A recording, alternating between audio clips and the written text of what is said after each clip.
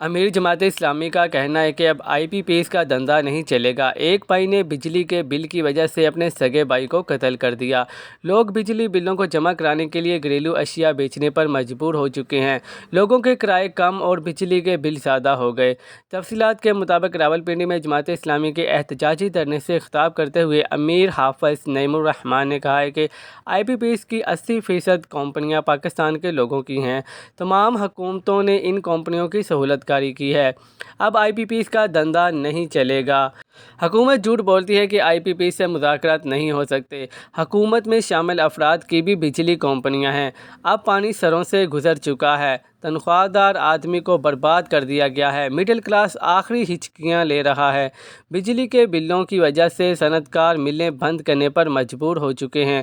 گوجرانوالہ میں ایک بھائی نے بجلی کے بل کی وجہ سے اپنے سگے بھائی کو قتل کر دیا۔ لوگ بجلی بلوں کو جمع کرانے کے لیے گھریلو اشیاء بیچنے پر مجبور ہو چکے ہیں۔ لوگوں کے کرائے کم جبکہ بجلی کے بل زیادہ ہو گئے ہیں، لیکن حکومت کے کان پر جوں تک نہیں رینگ رہی۔ انہوں نے کہا کہ بند پلانٹس کے پیسے کیوں ادا کیے جا رہے ہیں۔ IPPs کو لگام ڈالنا پڑے گی۔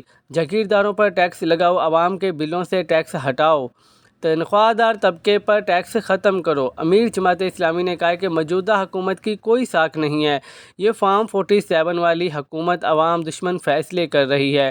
حکومت نے اپنی مراعات میں 25% اضافہ کیا ہے۔ تمام تماشا بند ہونا چاہیے۔ ان کو اپنی مراعات چھوڑنا پڑیں گی۔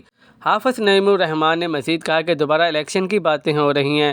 دوبارہ الیکشن کرانے کا مطلب دوبارہ پھر دھندا ہوگا۔ دوبارہ الیکشن کے غیر ضروری دھندے کا مطلب یہ ملے ہوئے ہیں۔ پاکستان کو دوبارہ الیکشن کی ضرورت نہیں ہے۔ فارم 45 کے تحت حکومت بنائی جائے۔ دوبارہ الیکشن کی بات کرنے والا اپنی پارٹی اور ملک سے وفادار نہیں ہو سکتا۔ الیکشن دھاندلی پر جوڈیشل کمیشن بنایا جائے۔ مزید نیوز اپڈیٹس کے لیے چینل کو سبسکرائب کر لیں تاکہ ہر آنے والی نئی اپڈیٹ سب سے پہلے آپ کو مل سکے۔